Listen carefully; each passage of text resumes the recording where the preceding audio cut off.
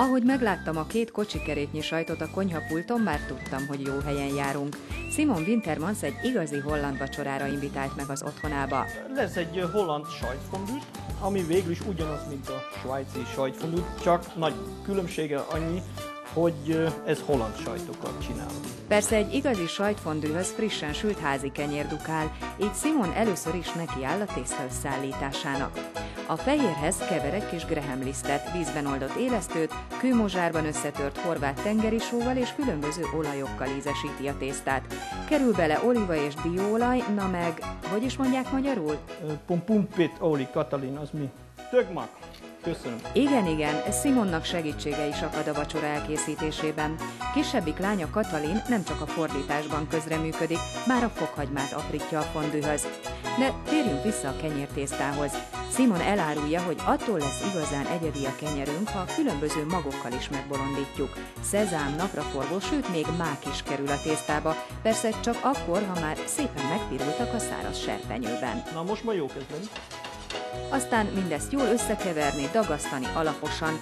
Nem, nincs szükségünk gépre, legjobb a kézi erő. Miután a kenyér kétszer megkelt, mehet a sütőbe, s Simon végre nekiáll a sajtfondű elkészítésének. Az egyetlen alapszabály, igazi holland sajtot használjunk. Csak egy nagyon fontos dolog, hogy a sajt legyen igazi holland sajt, mert az a trapisnával így nem annyira megy. A holland sajt illata ekkor már incsiklandozóan keveredik a sülő kenyér illatával. Már kész is. Simon kiveszi a sütőből, megvizezi a tetejét. Áú, meleg. És kicsit hűlni hagyja a mosolygósan pirosra sült remeket.